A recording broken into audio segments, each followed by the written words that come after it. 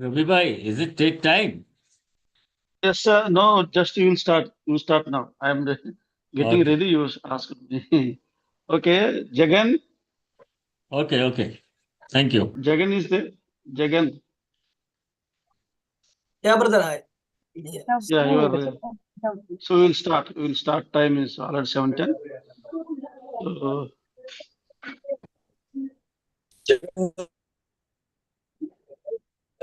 good evening to all. Welcome for the lecture series. Today lecture series 74. So today our topic is Dr. Ambedkar and the dialogical process towards inclusivity, prospects and challenges. Today our speaker is Dr. Jagannathan Begari, Associate Professor, Department of Gandhi Thought and Peace Studies, School of Social Studies, Central Gujarat Central University in Gujarat. So to introduce today's speaker, I would like to call uh, Professor from Central University Hyderabad, Professor Bhangya Bhukia. He is also given lecture in this series. I think 35th lecture, I think he given that day. So I welcome Bhangya Bhukia sir. He is a specialized in modern Indian history. His research interests including community studies, the effect of power, knowledge, governmentality, and dominance, the state, and nationalism.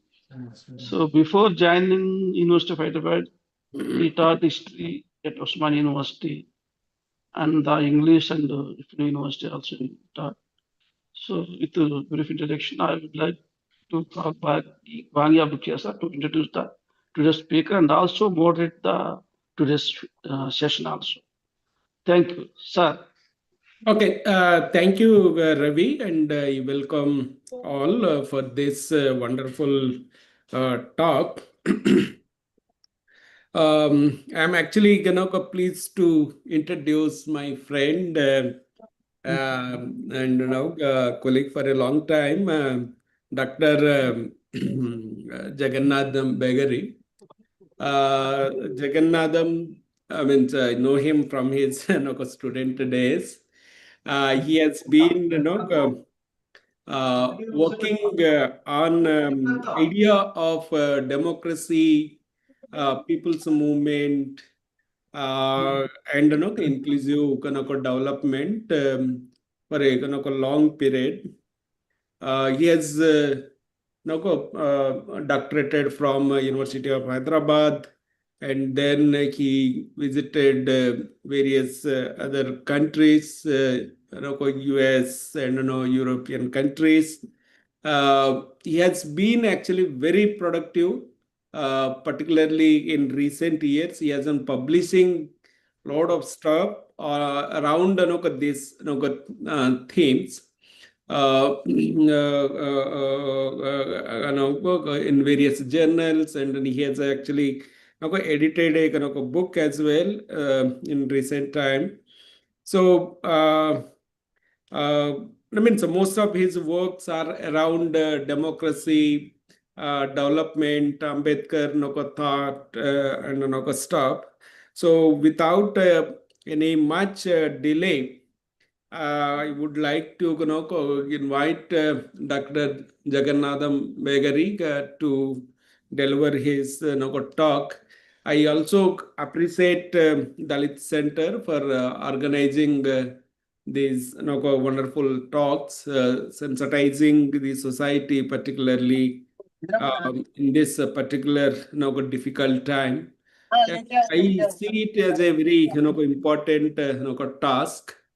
On this note, I request Dr. Jagannathan Yeah. to go deliver his talk. After the talk, we'll have discussion. Okay, I'll make some remarks and then we can have discussion. Over to you, Jagannathan. Thank you, Professor Bangia Bouquet, sir. And it's my honor. And before I thank you, and I think I should thank Center for Dalit Studies for having me on this occasion and to deliver a lecture on a very important theme. I thank Professor Sri Mallyappa Lakshmaya Garu for giving me this opportunity, and also thank Dr. Ravi and for introducing me. And also I thank Professor Bangia Bukya sir. And I'm always from the last, I think, 2 decades, he has been encouraging me. And he saw me from MA, this MPhil, PhD, and then as a teacher, he has been guiding us. Thank you so much. It's my honor today that you are chairing the session. I'm just making my presentation and on this occasion. And I thank you so much. It's my honor, and I thank you so much. And the professor is not only just scholarly, a contribution that he has, but he's a great humanist and concerned about the deprived sections of the society. And he has been, whenever it requires, I think his voice, I think we would see always that he is there, one of the democratic voices in the country, to actually speak for the deprived or the voiceless sections in the society. So thank you once again, Professor Bangia Bukya, Thank you. sir, for chairing the session. It's my great it's honor for me. And the topic of today, which I have actually taken, is the Ambedkar's dialogic process, right? And towards inclusivity, right? Something I thought of brings up some sort of aspects like a dialogic approach of Ambedkar and towards inclusive society. Maybe we may discuss certain prospects, and in the process we can also discuss challenges in his, when the dialogue actually takes place, and particularly given the present the scenario in the in the global, right, the global level, right.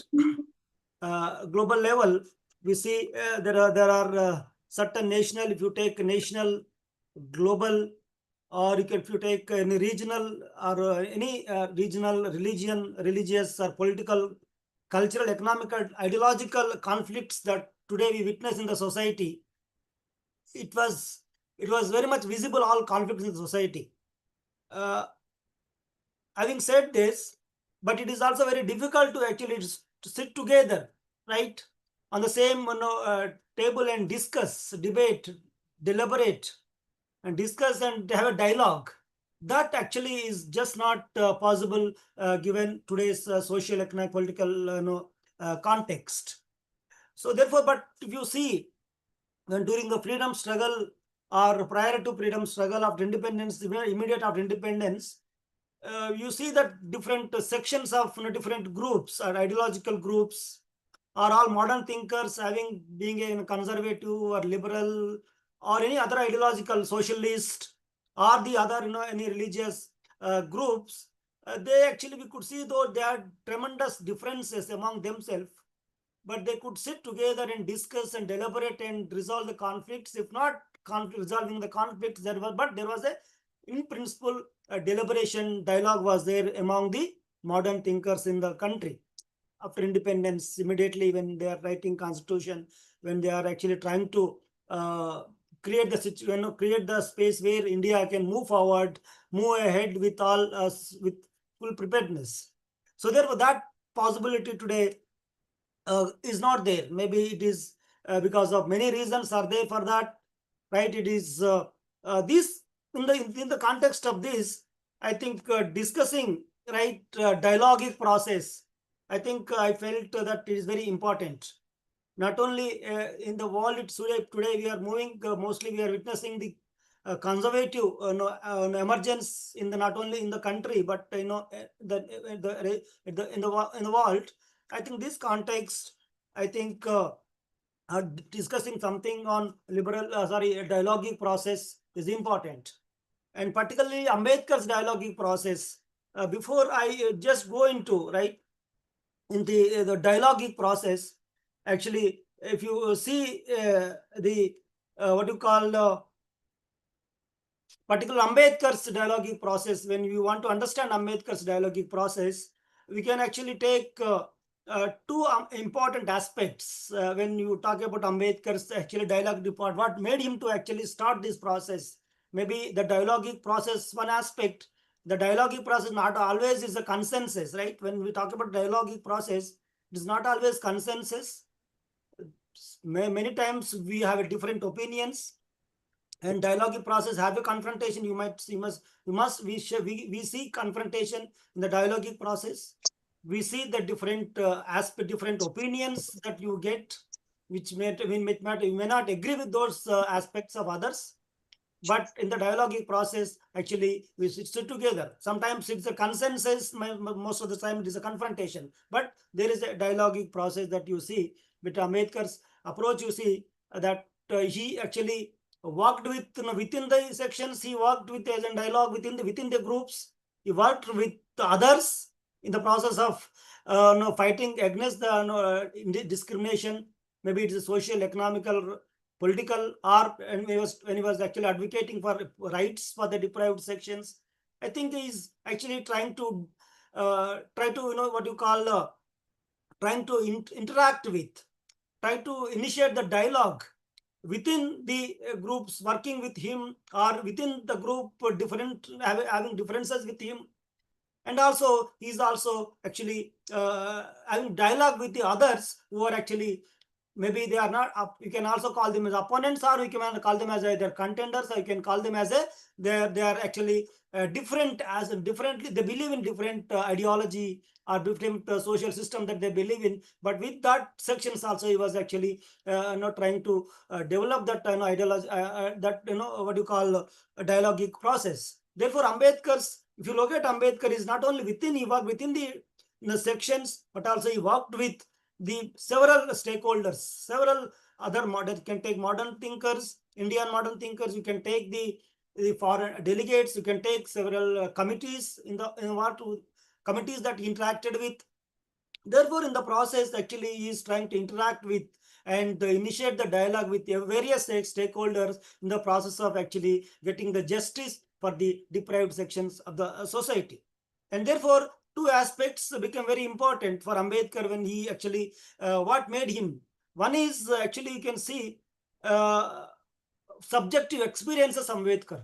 That is very important. Subjective experiences Ambedkar. The other one is the philosophical quest that he has.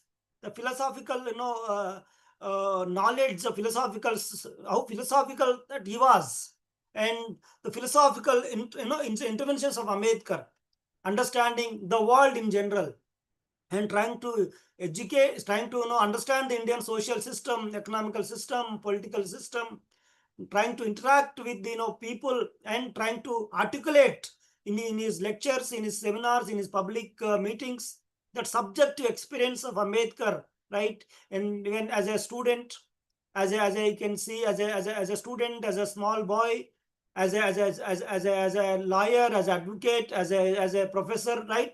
As a lawmaker, and as a social activist, right? So Ambedkar actually, in these all aspects, actually, the subjective experience of Ambedkar actually helped him actually to negotiate, or to resist, or what you call, you can even you can have a dialogue with the each and everybody, whoever comes in way. I think he is doing that. That subjective experiences became very important for Ambedkar's initiation of dialogic process. The other one, as I said, philosophical, right? Philosophical. When he was studying, that the way that he was trying to read the books, interacting with the intellectuals, not only within the country, but outside the country. And that you can see that there is anthropological understanding, is anthropological studies that you see, that a genesis and mechanisms of caste that he wrote as a part of his his studies in abroad. And there are many readings of very scholars across the world, the scholarly work that he read, that philosophical actually depth that Ambedkar had, when that actually helped him in actually in actually developing this dialogic approach, or fighting, resisting against the injustice, being any form that may be social, economical, and political. Therefore, so you can see these two aspects actually very important when he was actually talking about dialogic process. And that when dialogic process can be, we can divide into two aspects. One can be traditional forms of dialogue, right? Traditional forms of dialogic forms you can see. Maybe we can use 80s and 17, even after in 1940s you might see many letters of Ambedkar, that letters that he wrote to Gandhi, MK Gandhi, letters that he wrote to even Jat Todak Manda, when before he was agreeing to write a chair the this what you call conference to be organized by Jat Todak Mandal, right, in Lahore. So that interaction, the letters that Ambedkar wrote to even Nehru, to Gandhi, to even when he met the committee, visited to the 1990s or 20s Southbourne committee, right? So his letters, his documents that he wrote, right, that can be seen Ambedkar's actually dialogue process, right? And his speeches in Maharashtra, right, in several with women's organizations, Dalit organizations, and many organizations that he actually formed, through which actually he is trying to articulate, is trying to not only interacting with the all the policymakers and the leaders, but continuously actually Ambedkar interacting with the people. That is very important for Ambedkar, interacting with the subjects who are actually facing the problems, interacting, continuous interaction with the women in Maharashtra, untouchables in India, interacting with the leaders in different states in the country, visiting Hyderabad, interacting with the, for example, Bhagyareddy Verma, going to coming to Gujarat, interacting with the leaders in Gujarat and Maharashtra. Likewise, he visited almost all the places in the country, and that interaction, that the dialogic process, that actually was trying to interact with the people and trying to resist wherever he found that there is an injustice being done, that I think he was trying to guide them, right, and trying to provide the resources, maybe intellectual resources or any other resources that he could contribute. I think he was doing so. Letters, speeches, writings, the traditional forms, actually Ambedkar actually used these as a tools, as a resources to actually initiate dialogue with each and every stakeholder, maybe the grassroots, or maybe the leadership, intellectuals, and the statesmen, and the governments, and the foreign delegates as well. And the other one is we have these aspects very important when he was actually talking about interaction with dialogue with Ambedkar. So therefore, Ambedkar's as an activist, right? So this is that's what dialogue is very important. If you want to see the dialogue, what is the dialogue? There are certain scholars actually worked on what is dialogue, what is the dialogic process that actually was actually referring it. I'll just give the 2-3 definitions what dialogue is all about, so that we will get some clarity on that.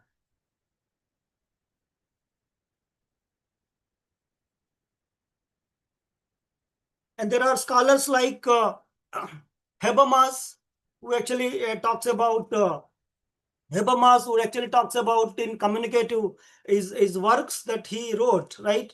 So he was talking about dialogue. So right, so you can see that the dialogic process, not only just from Indian, you can also see it from theoreticians or the philosophers like Socrates, Plato's, Socrates with his disciplines, right? He was talking about the knowledge, truth, right? The dialogue can be not always one-sided, but dialogue can be, both. You can talk about the truth, and you expect others to discuss, right? So dialogic powers can be seen even in Socrates. You can see the dialogic process when you talk about participatory democracy, right? Participatory democracy, where they're actually talking about the participation in dialogic process.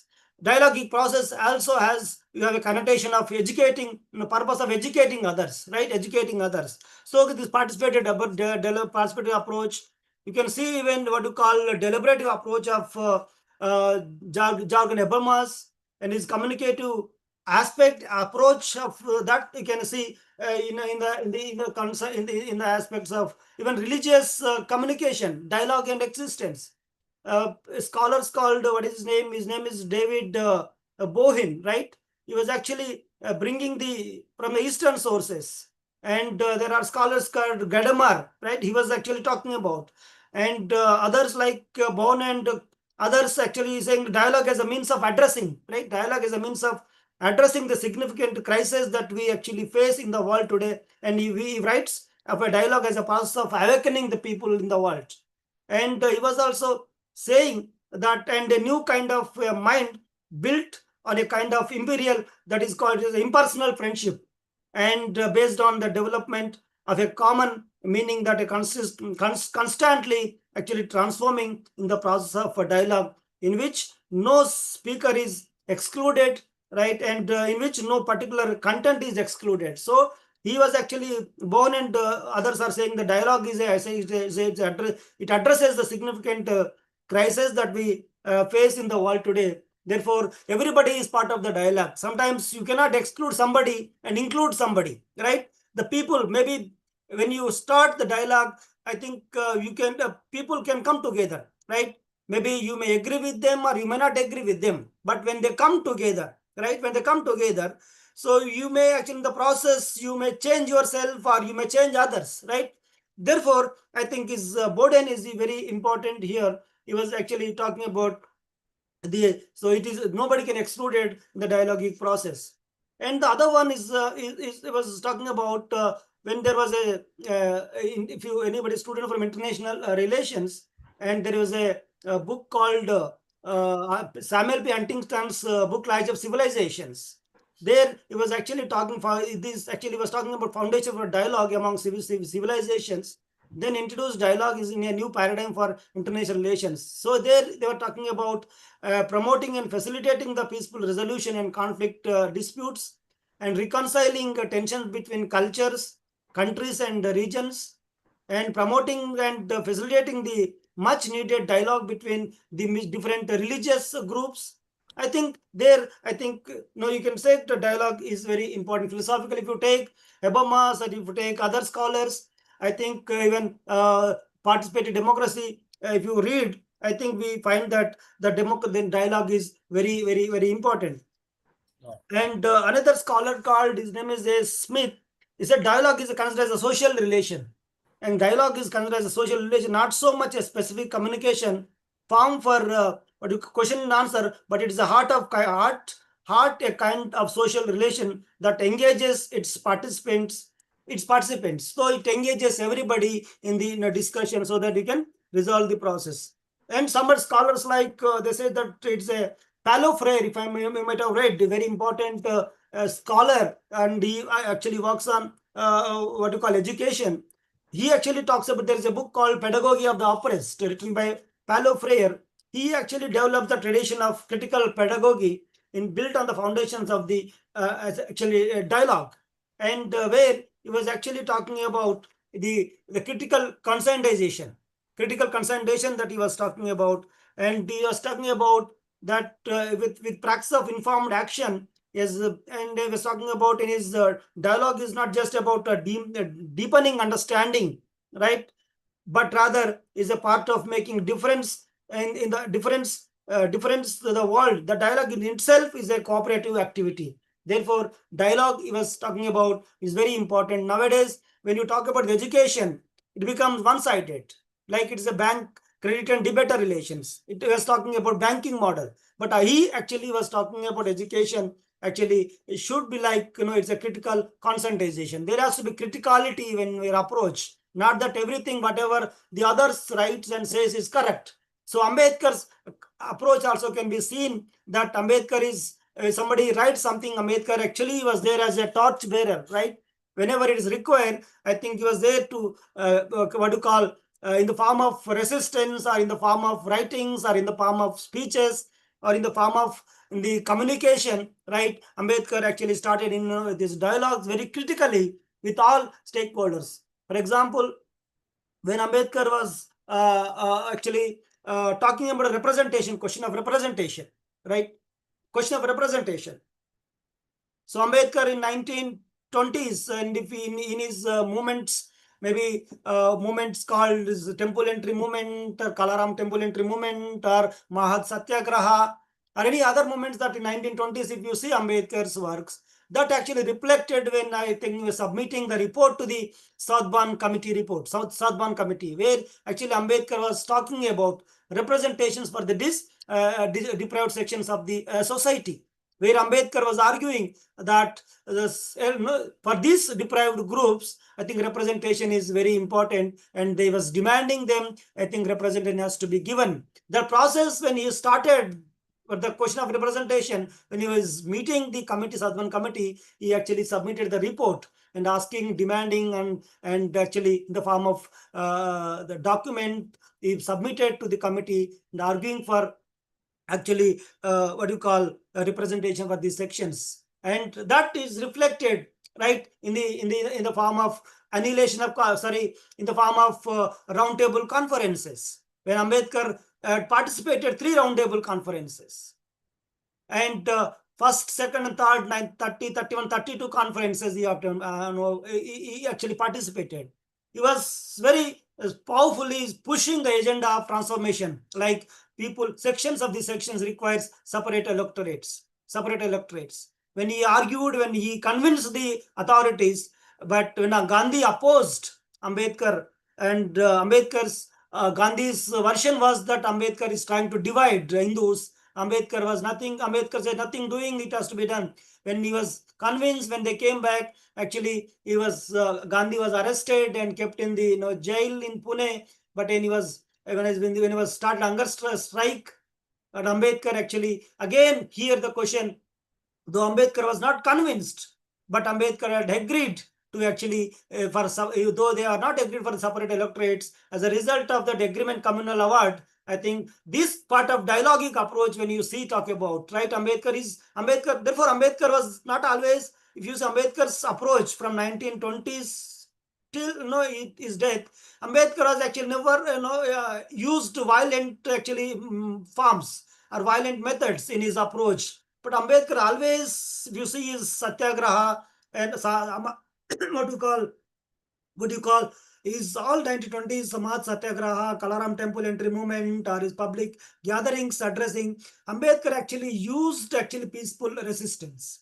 And it's very much, Ambedkar's very, if you see from the beginning of Ambedkar's, when he returned from abroad and started his, resistance in India, Ambedkar was never violent in that way. Ambedkar, though people are actually talking about Gandhi's non-violent, peaceful resistance believes in, but Ambedkar was actually from the beginning, right? So the social conflict very powerful, but Ambedkar actually used the method of non-violence and then trying to develop the dialogic approach with every stakeholder.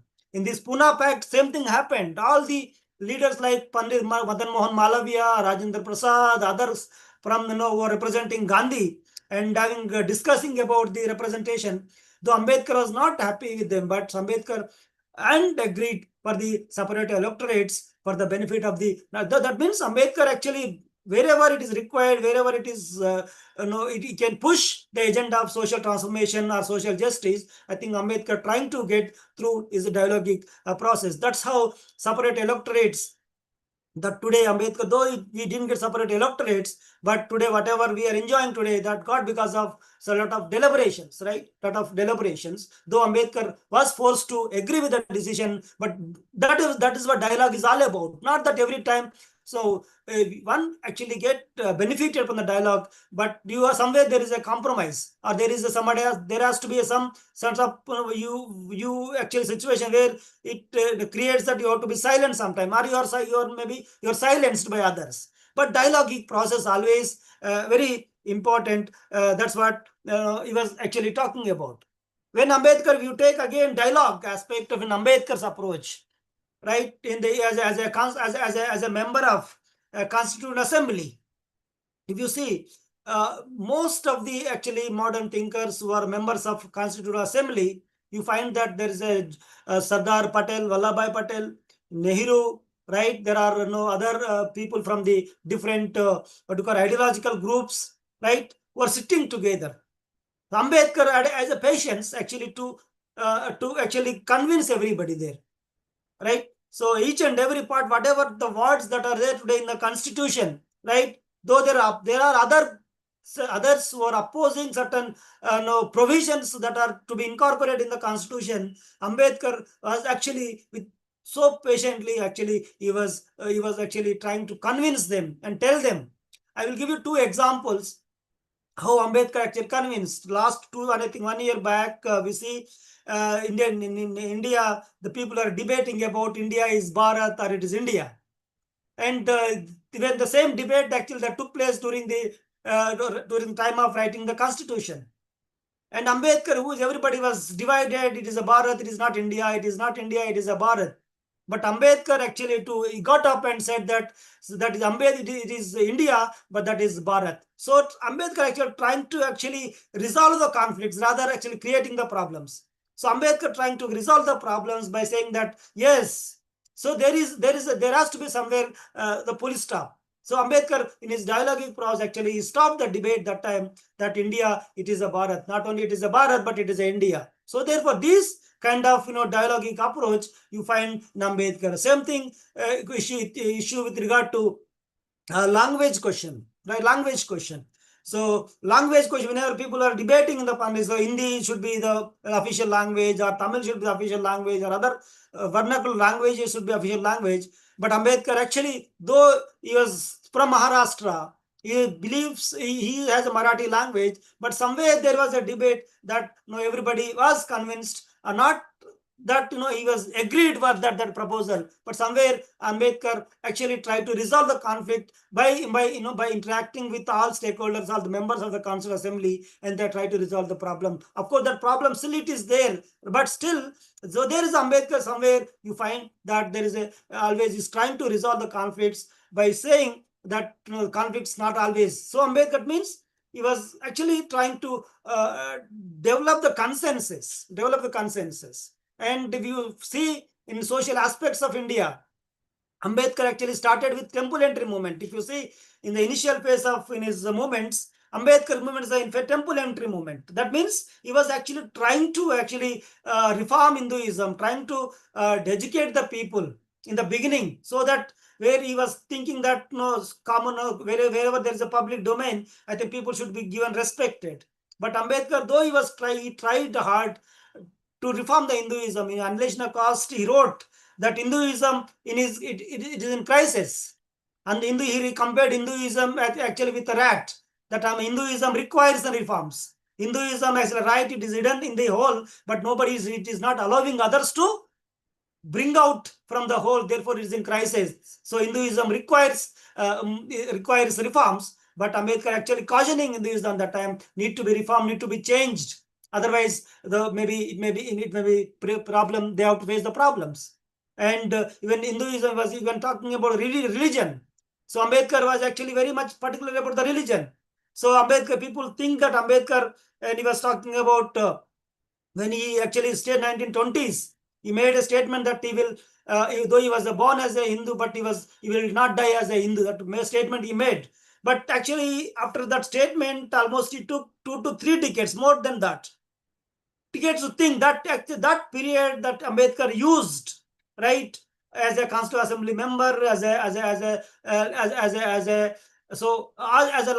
social activist, as an advocate, as a Supreme Court advocate, as a academician, as a thinker, actually used all the forums. Actually, he actually tried to resolve the problems and try to what you call educate the people. But at the last stage, I think he realized that, of course, he stood by that. When Annihilation of Caste he was writing, that he said in that Annihilation of Caste itself, when he was the Bhagwan Das, others went to meet him, and he said categorically that, so why you are inviting me? Though he said, I am a snake in your garden. That's what Ambedkar's language is. I'm a snake in your garden. But why you are inviting me, though I'm not happy to attend the conference? But then they convinced that no, we are also working for the same cause. You are the well-learned person and representing the social equality concern. So we are also working on the same ground. You can actually come and address the people so that you can educate the people, not only the deprived section, but also you can educate the Hindus as well, so that they can be reformed. Therefore, Ambedkar had agreed. But in the dialogue, you see, this dialogue is not amicable dialogue. It is. Ambedkar was not interested, not happy to join or agree up or chair the session. But actually here, Ambedkar, but at last, they say whatever it is written in the Annihilation of Caste about social reforms, about he compared Hindu, he was pointing out the Hindu problems in Hinduism, and they felt that Ambedkar is more radical in that way. I think it is just they felt they have taken back. And of course, they have cancelled the roundtable. Sorry, this Jat Pathoda Mandal's annual conference. But Ambedkar was very, whatever that is written in the Annihilation of Caste, I think he stood by that. I think he printed on his own money, and he circulated that Annihilation of Caste. It is unpublished the document.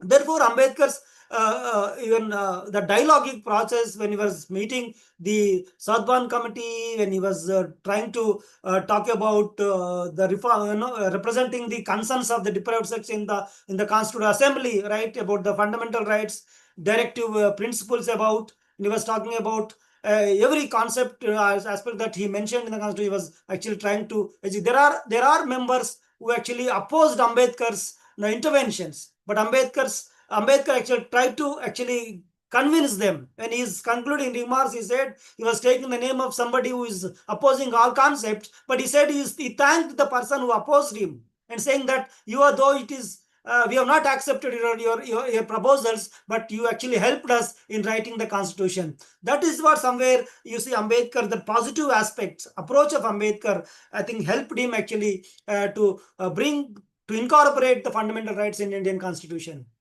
Ambedkar was not happy about the Constitutional Assembly, that he was saying that why it is not required to write the Constitution, and he was worried. He was assuming, or he had apprehensions that this majority people may write the Constitution, and it became a document for the upper strata, and they may dominate again. So there is no voice in the Constitutional Assembly for the lower strata sections of the society.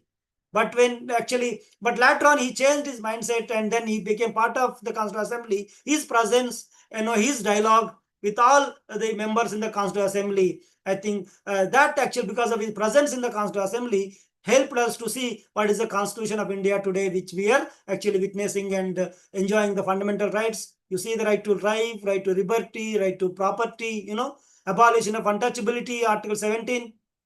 And Article 36, you have what you call very revolutionary the approach that constitutional remedies that he actually incorporated in the fundamental rights, prohibit mandamus, certiorari, quo warranto, right? These are the and mandamus prohibition. So this aspect that he incorporated, he was actually trying to protect the rights of the deprived, particularly most of the right to life. Actually, it actually requires for the deprived section more than the upper strata, right? When right to equal before the law, right? And abolition of untouchability, and there is no discrimination in respect of caste, class, gender, sex, tribe, and everything, right? So Ambedkar actually very much, his presence, his dialogue in the Constitutional Assembly actually helped to include everybody, to see society is more inclusive society. Therefore, Ambedkar's dialogue is very important. So therefore, we see, and one more aspect that I would like to bring here, that when you see the Ambedkar's question of federalism when he was talking about, Ambedkar was very much, for the strong nation, strong center, and the weak states. Ambedkar was of the view that the most of the states are very smaller, and the dominant sections may actually dominate the deprived sections of the society in the respective states. Therefore, most of the powers actually were given to the center, so that center sometimes can because the local landlords or the dominant sections at the grassroots villages, they may dominate, they may actually they may enjoy the power. They may not allow the deprived sections to be part of policy making, or they may influence the policy making. Therefore, Ambedkar actually very much for the strong states.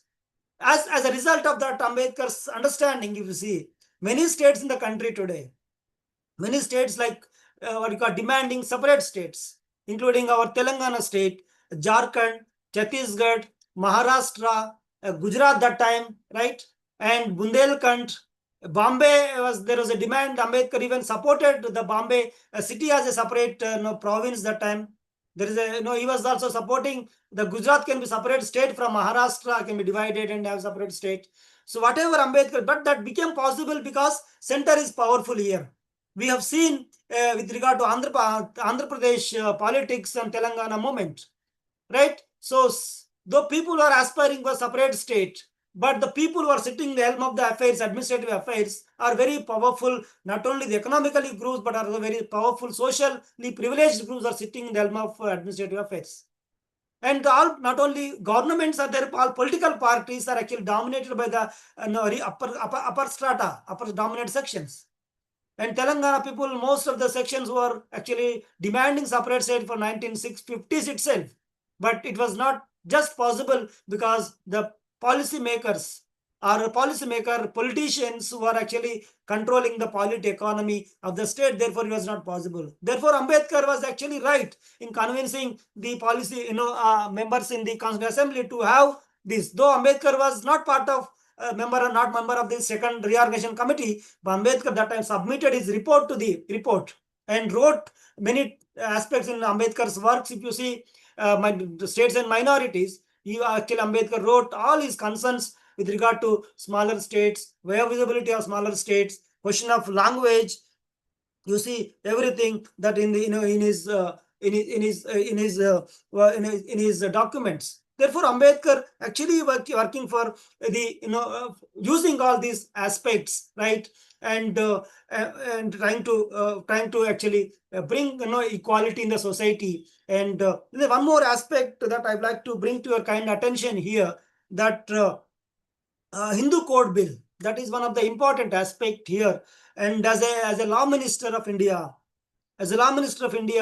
Ambedkar actually developed or drafted the Hindu Code Bill that actually talks about the equality between two sexes, men and women, and the property rights. He was actually talking about property rights for women.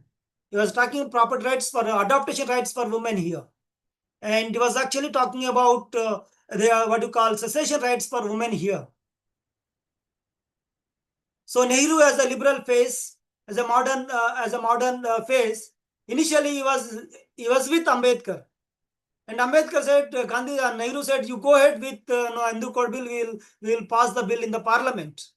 But first time they postponed the passing the bill in the parliament. Second time they have postponed, and third time they are supposed to postpone. Ambedkar realized that again, though he was trying hard, right? He used all his whatever he could do. I think he did, and wrote Hindu Code Bill. But a Hindu Code Bill actually didn't get the support of the members in the parliament, and Ambedkar had to resign. As a law minister. So Ambedkar's is a dialogue, not always consensus. It's a dialogue. Is also there is a within the dialogue. You see the resistance as well. You can see resistance in the dialogue. You can see the cordial concerns in the dialogue. You hear the different opinions in the dialogue. Yes, sir. And therefore, Hindu Code Bill, Ambedkar, and he resigned as a law minister and said that, and I'm resigning as a law minister because I'm there in the cabinet only to actually get such bill like this, and to see that Indian society should be. It is by using these aspects in women's equality, Ambedkar actually trying to see the ideal society where equality, liberty, fraternity should be witnessed in the society, and it leads to transformative society. But Ambedkar actually used his means actually to see that society should be more egalitarian, society, inclusive society, and everybody, right? If you take the question of representation, question of recognition, question of redistribution of resources, right? Redistribution of resources, if you see, I think Ambedkar actually using his his approach of dialogic approach as a statesman, as a lawmaker, as a social activist, as an educationalist. Actually, he was using these aspects and trying to push the agenda of transformative agenda, that is recognition, redistribution of resources, and representation. In every aspect, this actually one of the democratic voices he was talking about. When he wrote in Annihilation of Caste, he was actually talking about reforms, right? He was talking about reforms, he was talking about equality. That is social equality, social rights, political rights, or economical rights. when actually socialists in the parliament, in the Congress party, and talking about reforms, in economical reform, political reforms, actually Ambedkar actually was questioning them by using what you call Banerjee's statement, first president of even Congress party, are you fit for political reforms? That's what Ambedkar actually questioning the liberals and socialists and arguing that, are you fit for political reforms? Though you don't send your daughters to the school, you don't allow your women to go to the market, so you are fit to, do you fit to political reforms? And therefore, that is very much very important to understand actually. After Ambedkar made this statement 1930s in Annihilation of Caste. But if we say today to we're after celebrating 975 years of Constitution, but still today we see that there is a economical, there is a social deprivation, social inequalities in the society, right? There is a discrimination. Maybe forms are different. In when we were in higher education and MA degree, the forms of discrimination were different those days. But today, if you see the different discrimination, it is actually systematized, very sophisticated discrimination. Sometimes you may see visible, it may be visible. Most of them, it is not even visible, invisible. Sometimes you may feel the discrimination, but you may not express the discrimination, right? So you understand the social. Therefore, Ambedkar, those days, 1970s, 40s, 1930s, that he actually argued for social reforms. And today you see the universities, you see the villages still today, you see the nature of the state, nature of the leadership, nature of the the people in the society today, you find that still there is a social inequalities. Getting political power, it is what you get, what you do with the political power. If you are not socially you're equal. So that's what Ambedkar's separate electorate said that he was demanded for. Therefore, my dear friends, that so he was actually talking about the social equality and it should precede the economical political reforms. Therefore, that actually very important. Now he was trying to do that, right? Trying to argue by taking all this aspect when he was actually talking about the reforms and all. So the dialogic process that way is a democratic dialogic process. But the question here is that, is it possible now for to continue the dialogue? Is it possible today? If it is possible, how it is possible? If it is not, what can be done? Right? What are the challenges that in the process that you actually encounter these challenges? So now there is no space for dialogue. There is no space for dialogue. The nature of the state becoming, most of the time when I read some article somewhere that now in the world, the democratic states are moving towards autocracy, right? The names, the system is in place. There is a executive, there is a legislature, there is a judiciary. Everything is in place. But somewhere the society feels that, and it is not in one country, but across the world, this trend it is there, that there is no scope for even dialogue. Even Ambedkar, those days, even Ambedkar, with that difficulties, Ambedkar used to represent the concerns of the deprived section, the minorities, women, education, with regard to education. But today that scope actually is somewhere, I think we are missing today. So what can be done? So what happening in the society? What about the democratic voices in the country today? Why people are unable to speak out? Why there is a silence with regard to speaking out their concerns? So what happened to intellectuals in the society today? And what kind of state that today the world it is witnessing? These concerns actually somewhere, what kind of education that actually we are actually talking about. Today, yesterday when interacted with some students in the Parole University and other private universities, we see that they are collecting huge actually fees from the students, lakhs of people, lakhs of rupees they are collecting.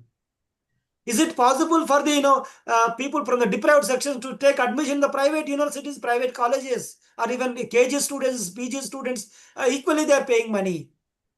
So somewhere I think reservations, that debate is very important today. Ambedkar talked about representation. Along with the representation, Ambedkar talking about what you call the policy making, and what you call in America, other what you call, so this affirmative action, the policy making. So with that, there is a gap between what Constitution actually stands for, what actually policies are coming out. Somewhere there is a gap. Sometimes policies are coming out, but there is a gap between the policy making and implementation. So therefore, this gap, how to fill this gap? What is the responsibility of the state? What states can do? What civil society can do? What intellectuals, educationists can contribute to actually resolve this conflict in the society? Somewhere I think we have to be seriously engaged with this dialogue again to actually resolve the conflicts. But somewhere the dialogue itself is a democratic concern. We have seen that whenever there's a conflict in the society between groups or among groups, right, or among state and non-state actors, movements and the state.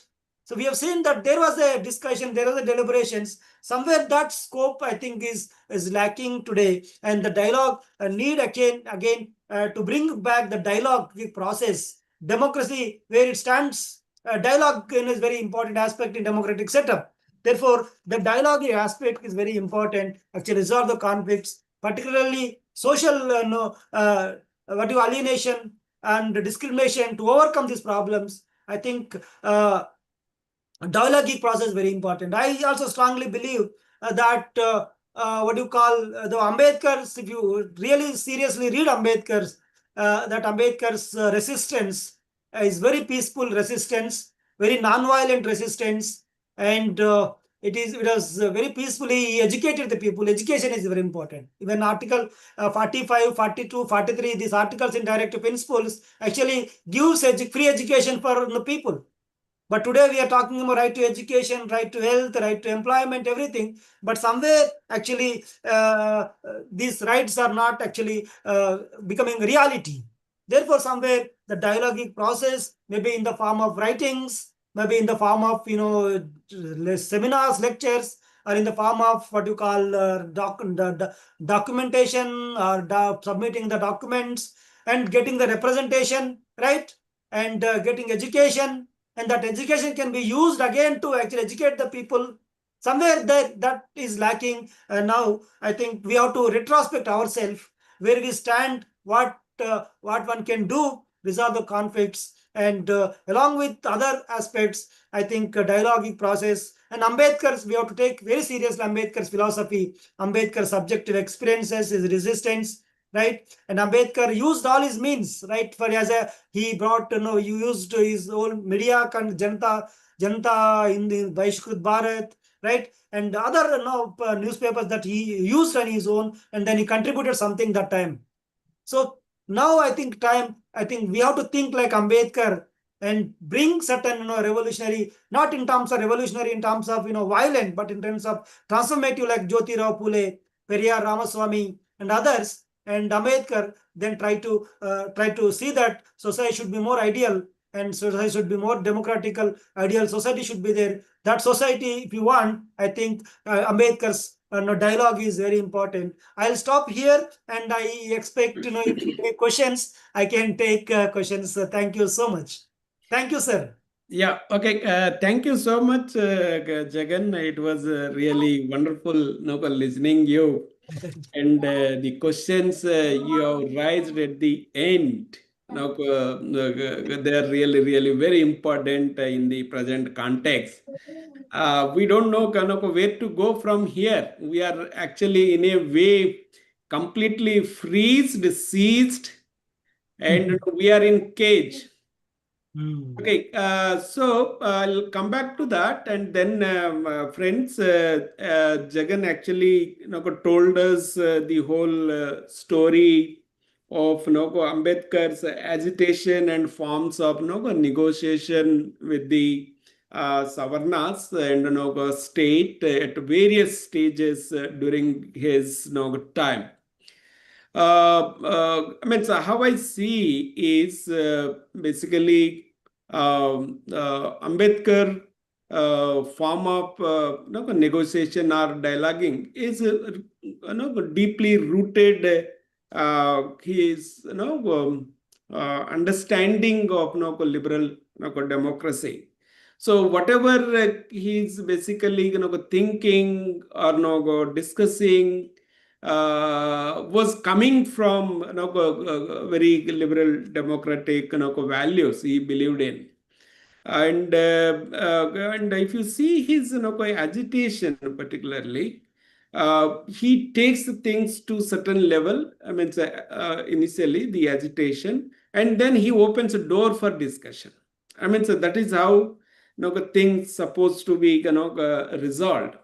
And he was very conscious and clever in handling things in this way, because you cannot go on agitating or fighting with your enemies. Okay, so you are not for fighting. You are here to actually resolve the things and take the things forward. So that was the kind of mode of Ambedkar politics. So one has to understand Ambedkar politics and his movement within this values. Okay, that's how he was doing. Whether it is negotiation with Gandhi and on representation, and later on, particularly if you see constitution assembly debates, it's really amazing. I mean, so I have read some of the debates, particularly regarding tribal issues, and I really amazed to read those debates. So one thing you see in the whole Constituent Assembly is Nehru and Ambedkar were one side and whole India was one side. Okay, so all the members were attacking on them, and then Nehru and Ambedkar rising and fighting back, explaining them, and negotiating with them, and that's how things actually passed on. Otherwise, it would have been very difficult actually, and the leaders of those time had some individuality and some integrity. So it was not like the leaders we have today. Okay, completely spineless leaders. But people had a lot of integrity and all that. So they were taking their positions on various things. So, and respecting the other camp, other group is also very very important. So which we are now missing. The ruling party has no respect or no value to the opposition party. That's another strange thing we are witnessing today. But during the Constitution Assembly, or during the national movement, or even after the independence, things were completely different. So that's how things were happening. Of course, anyway, we are now in a different ecosystem altogether. I don't know how we are going to overcome this thing, but with this what I Jagan, I mean, so you raised actually all the questions, so we want answers from you only, in the sense like why there is a a complete silence when so much of things are happening. Okay, so how do you see as a political scientist this silence? Why people are I mean, if you see Ambedkar time, or even till recent times, there were people who were raising their voice. From my childhood, I used to attend JB Raju's sir's meetings, and many other. So means they don't have anything, but the simple people, but they were rising their voice, fighting, taking things to street. All these were happening, but now you have very strong middle class of Dalits, BCs, Adivasis, and all, but we are not able to do anything. So where is the problem? How do you see this? And with this, we'll open the talk for discussion. So people, whoever wants to ask their questions, they can just unmute yourself and ask the question directly to Dr. Jagannathan. Thank you. Yeah, thank you, sir. Jagannath, Thank you for your observations and remarks. And yes, you're right. When I was in MA in Hyderabad University, when we used to see every day or the other, there is a seminar on globalization, the state liberal state. And now, if I see, I don't see any such seminars, discussions, deliberations, even in the university systems. So, where somewhere I feel that, as you rightly pointed out, that the silence that is we witness in the in institutional setup, of course, it reflects in other parts as well. The reason being, what I feel is that it is more career oriented. The generation of scholarship that's coming up, right? And the way the socialization that is taking place, the level of family, right, even the institutional institutions, the system that actually the ecosystem that they developed in the systems today, that actually one is actually maybe one reason is not allowing actually to speak out, right? That is the one thing. And scholars who are emerging, and I see 80s and 90s, even 2000, when I was in Hyderabad University. So people used to respond writings and very creative, critical observations we used to see. But somewhere that is missing. Even even I'm sorry to say that people who are who spoke, who represented, right, who actually talked about the question of dignity, rights, decent life, and the question of tribal, tribals empowerment, Dalit empowerment, women's equality. That's somewhere that section is missing today. Maybe I don't know the way that how we have to understand. Still, I'm able to understand. Maybe it might be the silence, because the silence is also one form of protest, right? It is silence is also one form of protest. And if I think you might have you actually read that, and so his name called what you call James C. Scott. Yeah, James C. Scott wrote "Weapons of the Weak," right? But long silence is also dangerous. That silence sometimes may actually take a different form, right? Therefore, Yeah, I think with yeah, that yeah. silence actually Let us cautioning the hope. state and others to actually respond positively and protect the rights. And that I feel, sir. So, but you Yeah, are right yeah. that there was a silence, and there was people who are not talking about the question of rights, and they are adjusted, and working in their comfortable zones. That Yeah, is there. Yes. yeah. I think Dr. Vagesh has a question. Vagesh, can you unmute yourself and ask question directly to Jagan? Thank you for the organization, Jagannath. It was scintillating. The whole range of issues, and then the way how you brought in the whole dialogic process, especially Ambedkar and dialogic process. My concern is this. Maybe Professor Bhagyas sir already highlighted it, and also you responded to it. Do we have our this space, the political space, which today which is around? Do we have that space? Is that political space uh, allowing and expanding so that the Ambedkarite kind of a dialogic, which is which looks very confrontational, but then that is how dialogic processes would be. Is the political space and the structures, are they really becoming wider to take such kind of dialogic process? Because this question always is coming to my mind as we of the same generation, Bangya sir, you and myself, when we go and talk to young people about the constitution and the constitutional means and the struggles via the constitutional means and all that. So this is a nagging question in the back of my mind, and this is what is my question: is the space widening, or how should we?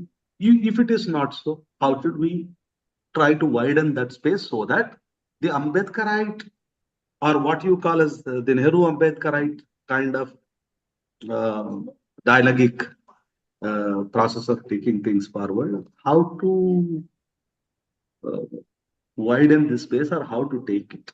That is the question. Am I there? Yeah. Thank you, sir. Yeah. Thank you. So, And hello. yeah, Yeah, this is Arun Khote. yeah, please. I wanted to raise a very connected question. It's not exactly the question.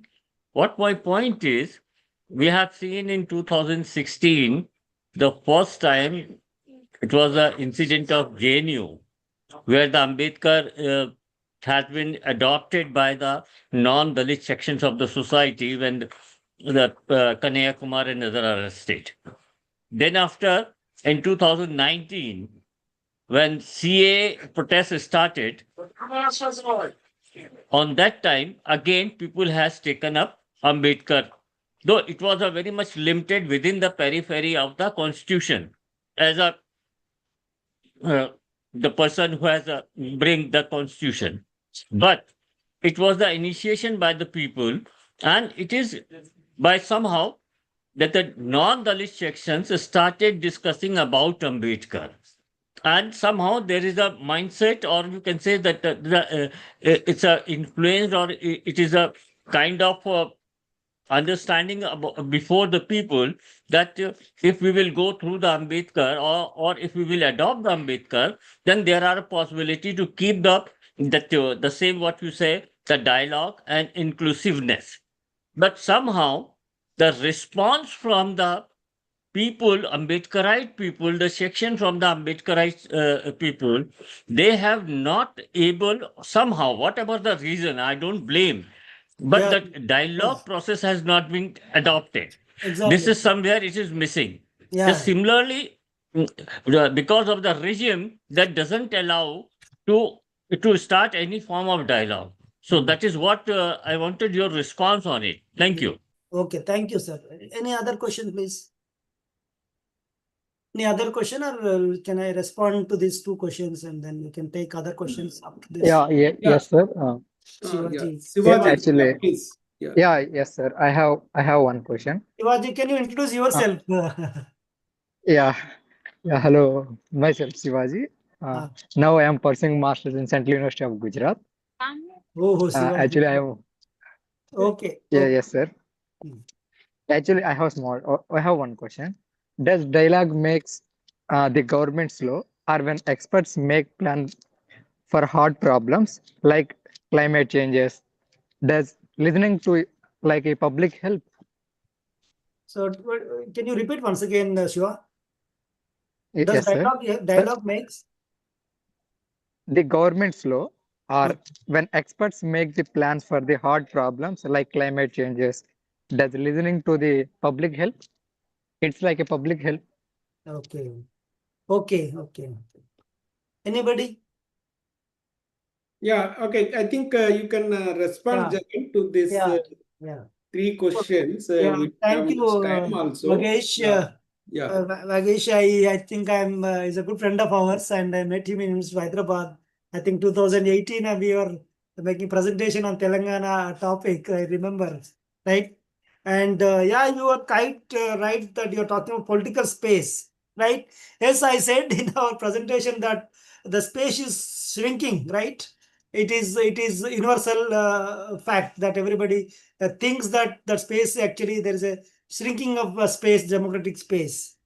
But only my concern, as I told in the beginning also, that somewhere there is what you speak and what you do, that there is a gap, right? And what we speak, right, in the public domain, what we do, that there is a gap. So that gap sometimes become important, and the people who are supposed to educate other, they are not educating, right? That's the one thing. And of course, the state doesn't want, actually, state always wants that nobody should oppose anything. State is somebody I wrote, state is not a liberal state. Now somebody was saying the state is a illiberal state. We are moving towards illiberal state. That is there. and but how to use that space. But still, I don't think certain spaces are there. Even Ambedkar was example for that. Education actually very important, right? Education, education, self-education is important. Educating others also is a continuous process, right? In that process, I think we can actually we can create the space, right? We can create the space, and it was not always it is praise is not you go and protest, right? Or you actually you write something, but there is a space where you can actually create now actually digital platforms. For example, yesterday I was chairing one session organized by such as Silchar University of Department of Political Science.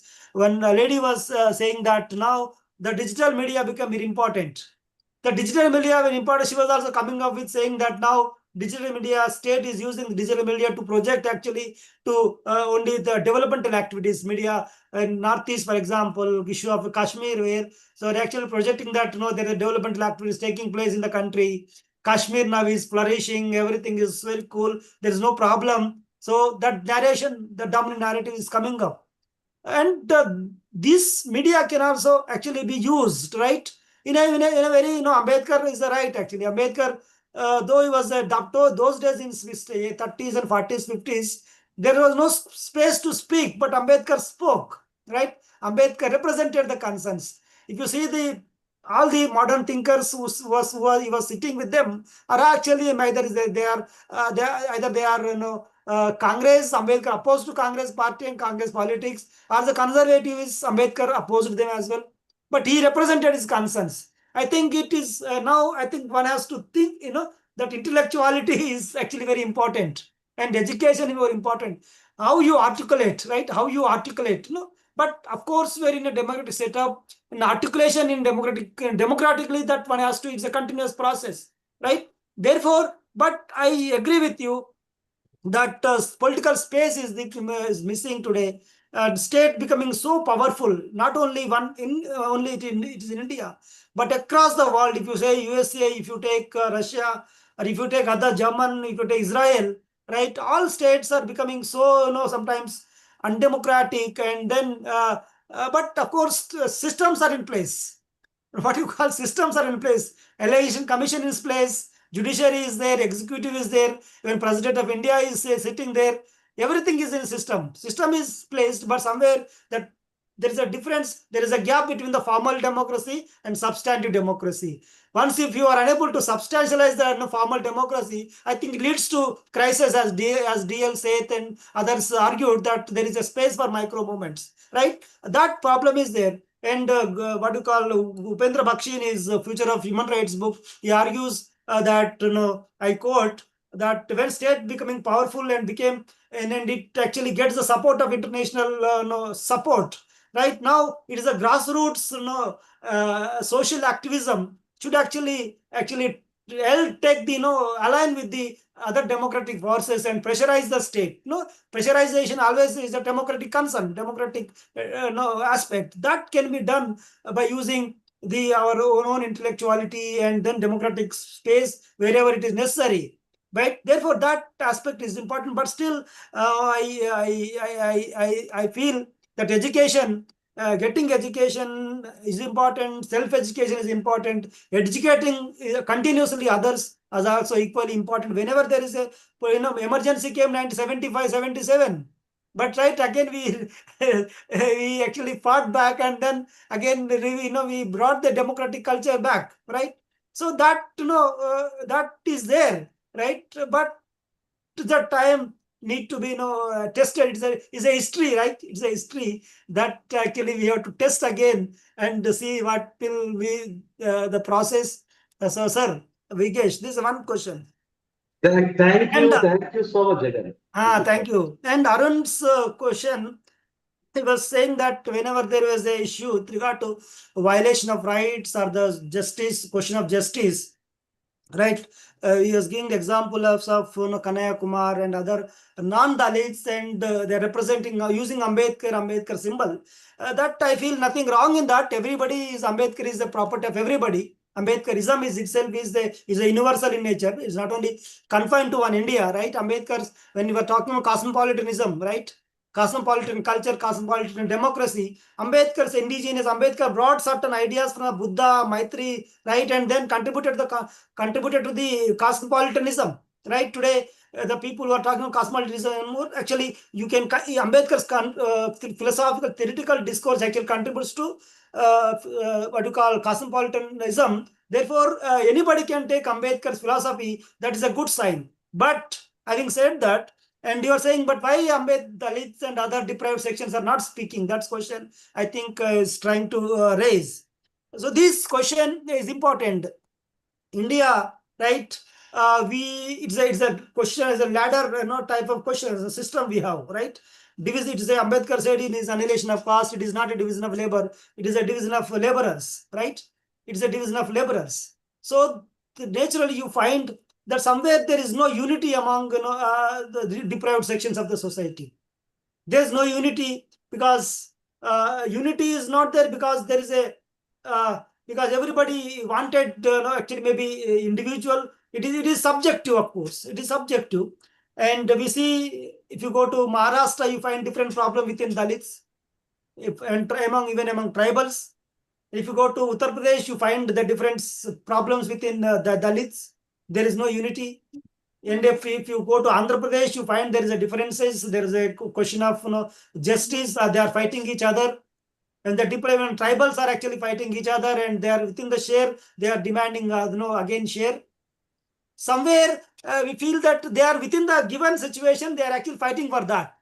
I think now the question of reservation, that is important. Here I wanted to make point here is that population of scheduled castes, scheduled tribes are actually, it is now is 13%, 12% tribals almost close to, and the scheduled caste almost close to 18% in India level in the state, respective states, except Gujarat and other parts.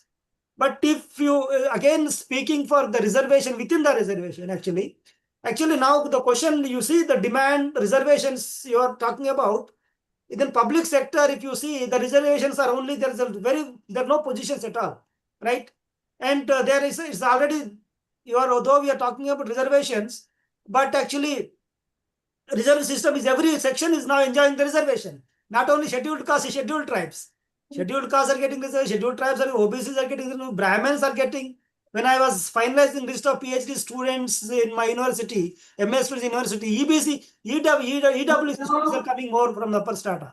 So each and everybody is getting the reservation. Now the time has come actually to demand the reservations in the private sector, right? These reservations you take, but now the time has come, actually, we should demand more reservations in the private sector.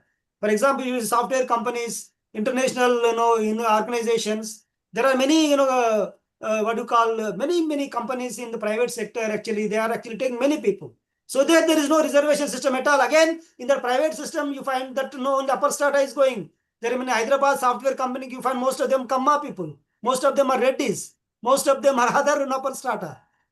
But you don't see many people from the deprived section in the private section because there is no reservation. It is understood that if you see the name and they find that this so and so person, and then they will just try to try to send you back. But now the coming question is that now we should actually think beyond the reservation system now. And actually, it is reservation. It is their namesake. Actually, I'm telling you. And when I joined here in Central University of Gujarat, I was on unreserved position, right? I was on unreserved position. When I got, and because my position, I was in secure position, right? After me, somebody is there. After me, somebody upper strata, after me, and then somebody upper strata. Somebody went to the court and saying that, so how come that fellow gets job in general category? Luckily, I am not in the last two categories so that I will lose my job, right? So then somewhere that reservation system, when you are implementing, that is not there. And last time I have read the newspaper, and the parliament also, MPs represented recently that every time in universities in the country today, actually whenever the scheduled caste position comes, scheduled tribes position comes, and they are just very, very comfortably keeping that not found suitable candidate, right? Not found suitable candidate. Sometimes the candidates share that interview boards, they are actually, sometimes they are humiliating the candidates as well. right? And completing graduation, working for 10 years, 13 years, 14 years, right? And if you, in their wisdom, they think that they are scheduled caste people are not qualified to be a professors, right? Are not qualified to be a right, they're not to speak out, and language is not good, articulation, body language is not good, right? And they are so and so student, so and so student. This, so the subjective experience sometimes actually is also important. It's a mindset that therefore Ambedkar in his annihilation of caste is rightly pointed out that not only intercaste marriages, interdining and abolition of subcaste, but Ambedkar was very much interested in saying that is a mindset has to be changed. That your human that mindset has to be changed. Your the whole you have to change yourself. That is not happening in the society today. The people that they're talking about, the Marxism in India today actually is shrinking today. One of the reasons is that actually they are unable to come out of that social the prejudice that they belongs to. So therefore somewhere that section need to be actually include the subalterns. Human rights movement or leftist movements in the country actually completely lacking the subalterns in their organizations. Yeah. And Okay, I think we are running shortage of time. So, so can therefore, you address the next question? We'll close it. so Yeah. therefore, actually, need to be inclusive, and then inclusive. Therefore, we have to think that I'm agree with you that there is no unity. Therefore, that they have to self-critical need to be done. That self-critical has to be there. Not only questioning, resisting against others, but in resistance within is also important. Ambedkar did that continuously during his period, right? He is also facing the problem, answering the question to others, and then overcoming the problem and representing the concern. I think that section I think need to be done right now as well. Yeah. In the end, what is his name? Shivaji was asking about does dialogue makes the government slow? I don't think so. The dialogue always important, right? Dialogue it doesn't make state slow. Of course, it not only resolves the conflict but also it educates the people, right? It is not only the one-sided, right? Is resolving the conflict, but also it also educates, right? If dialogue starts, right, the people who are sitting together, and if you go with your one opinion, but you can be change your opinion after deliberating with others, right? Therefore, that dialogic process always democratic. Of course, with any undemocratic concern comes, but there is a space to change themselves, move towards democratic dialogue as well. So therefore, I feel, uh, uh, of course, I don't think so. It makes government slow, but it's a democratic process. In the process, you may find the good policies, and the democratic culture can be, again revisited, and then new policies may come. Right, when UPA government started about right to education, employment today, all these are the rights, right? Right to education, right to health, right to education, right to employment guarantee. They became now entitlements. They're not entitlements. Started one, but these are all democratic process which we witnessed all these rights discourse. Therefore, I don't think so. The dialogue makes state slow or government slow. Yeah. Okay. I think thank you so much, Jagan, for the wonderful responses and lecture. I really enjoyed listening you. Now I hand over the podium to organizers. Thank Ravi, you, are sir. you there? Yeah, you Yes, can sir. Sir. Thank you, sir. Thank you conclude very it. much. Yeah, Thank you, Jagan. Wonderful Thank you. lecture, and yeah, happy to hear your voice. I also, I think, work with in organization in the Central University. I am happy to hear you. So I So, thank all the members who joined and participated in this. I think next one is the last lectures in this series. That will be the Malayapur Lakshmi sir. I think. Please join all the people. That is the December 6th. That is the one of our prominent day, Ambedkar Day.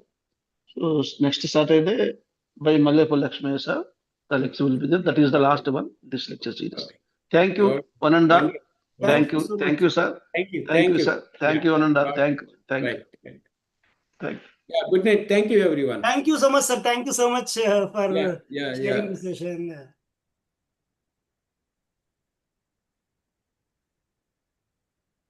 Thank you.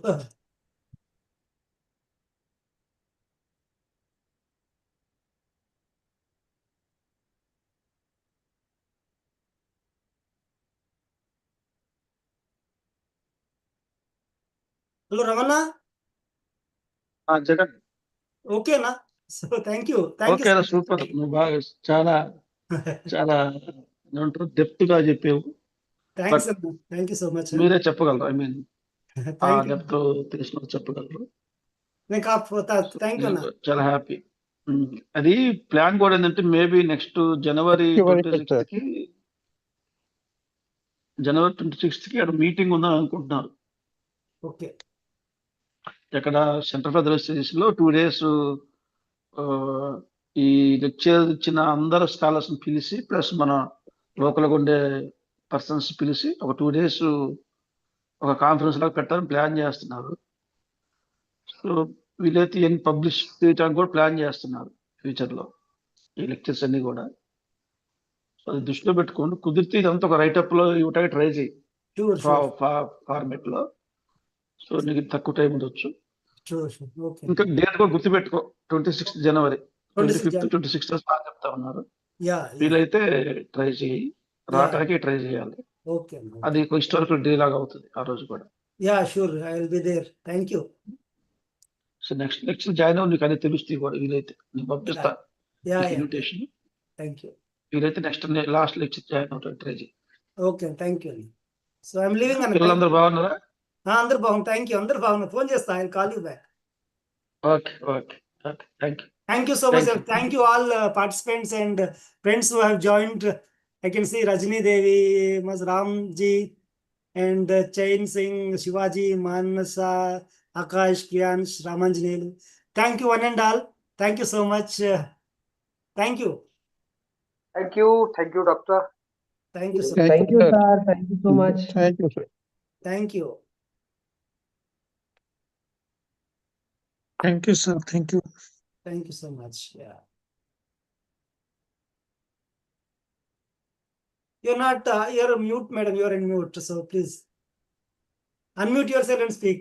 You're saying something.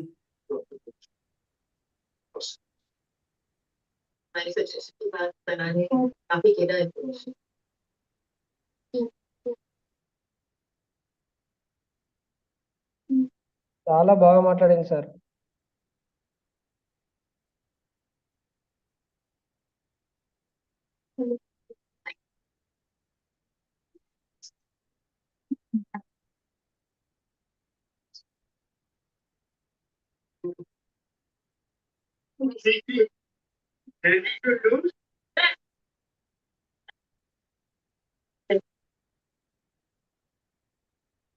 Doctor Manu Sharma, आपके expert